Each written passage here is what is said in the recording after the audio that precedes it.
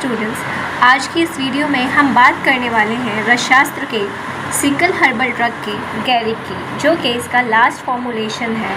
गैरिक red ochre is a silicate of alumina and oxide of iron.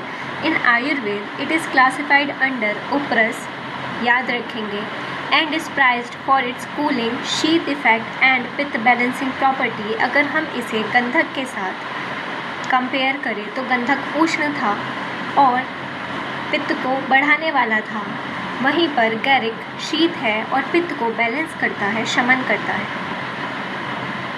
गैरिक क्या है? गैरिक का chemical composition की बात करें तो हमने ऊपर भी पढ़ा है, it's a silicate of alumina and oxide of iron. इसमें मैग्नीशियम और एल्युमिनियम सिलिकेट्स होते हैं। फार्माकोडायनेमिक्स की बात करें तो इसमें रस पंचक हम पढ़ते हैं, रस मधुर होता है और कषाय होता है, गुण स्निग्ध और विशद होता है, वीर्य शीत, विपाक मधुर, और इसके कर्म क्या होते हैं? पित्थर है, रक्त स्तंभन करता है, कंडुग्न है, नेत्र के लिए अच्छा माना जाता है। इसके भी ये एक्शंस यानी थेरेप्यूटिक यूजेस इसमें याद करना इम्पॉर्टेंट है कि ये पित्थर है, रक्त को स्तंभन करता है, रोकता है, कंडुग्न है, कंडु को कम करता है और नेत्र के लिए अच्छा है। फार्माकोकाइनेटिक की बात करें तो historically mineral drugs like gairik act locally on GI mucosa as an antacid और topically. Systemic absorption of iron from gairik is relatively low compared to processed lauha bhasma, making it safer for sensitive pitta condition. यहाँ पर ये कहना चाहते हैं कि जो गैरिक है वो रिलेटिवली लो एब्जॉर्प्शन होता है उसका लौह भस्म के कंपैरिजन में, जो कि कुछ व्यक्ति ऐसे होते हैं जिनमें कम एब्जॉर्प्शन की ही ज़रूरत है, वो ज़्यादा एब्जॉर्प्शन नहीं झेल पाते हैं, तो उनके लिए ये अच्छा एक रिप्लेसमेंट है आयरन के लिए। फॉर्मुलेशंस एंड इंडिकेशंस की बात करें तो फॉर्मुलेशंस गंधक प्रदे, जो कि यूज़ होता है विसर्प में, पित्तज स्किन इन्फ्लामेशंस में, क्योंकि हमने पढ़ा है ये पित्तज व्याधि में यूज़ होता है। कंडुग्न है तो विसर्प में यूज़ होता है, क्यों? कूलिंग है, एंटी इन्फ्लामेटरी है, reduce burning sensation.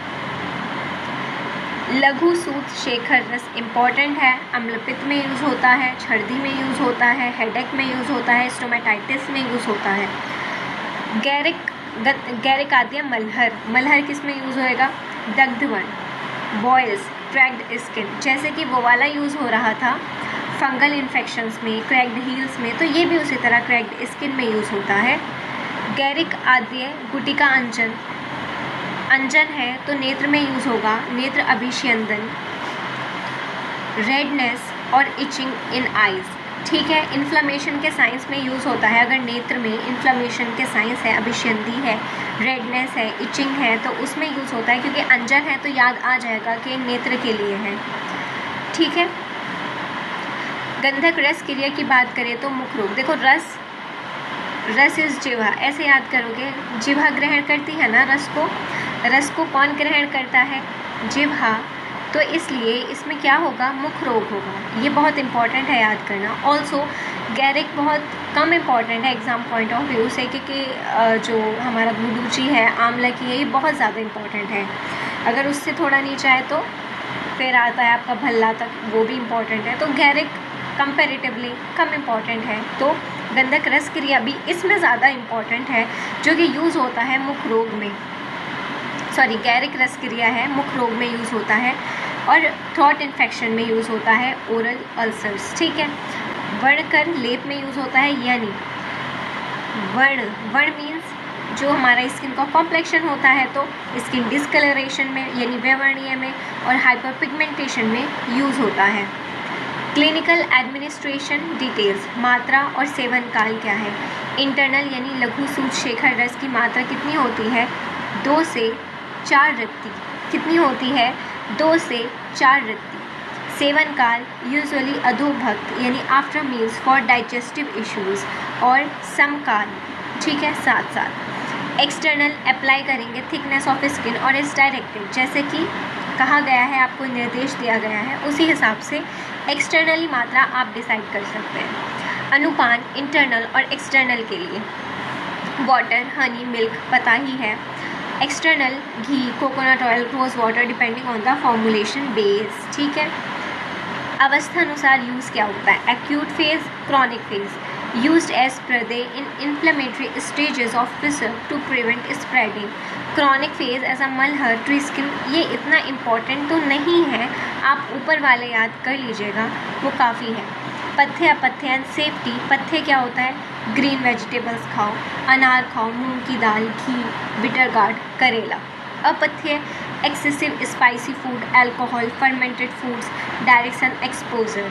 Side effects क्या होता है? वैसे तो जनरली सेफ है, however excessive internal use without proper शोधन purification in ghee may cause mild constipation due to its astringent nature। कषाय की वजह से ये स्तंभन करता है और स्तंभन कर्म से ही कॉन्स्टिपेशन को कॉज करता है। समझ आ गया? काल मर्यादा सिर्फ 1 से 2 महीने तक खा सकते हो।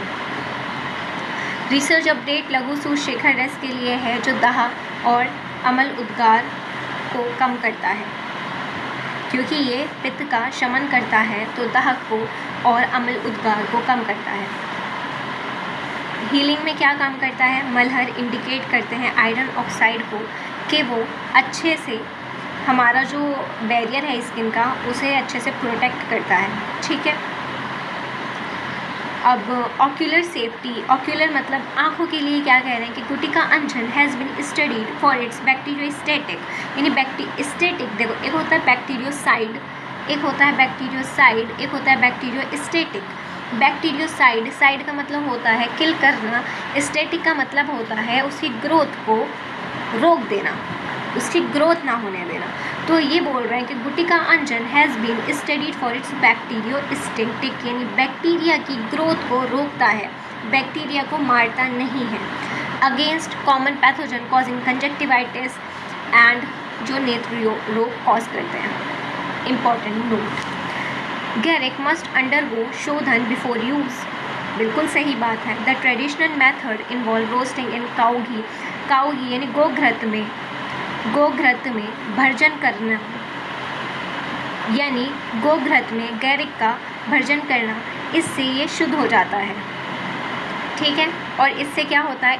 This neutralize impurities and enhance it, स्निग्ध गुण को बढ़ाता है क्योंकि घृत ऑल्सो खुद स्निग्ध है, making it more bioavailable and less irritating to गट।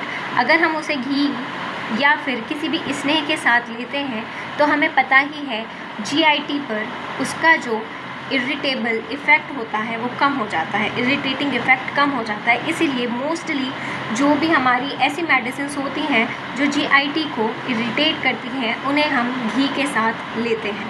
ठीक है। उम्मीद करते हैं ये आपको सब समझ आ गया होगा। वैसे तो गैरिक इतना इम्पॉर्टेंट नहीं है, लेकिन आपको पढ़ के तो जाना ही है सब कुछ।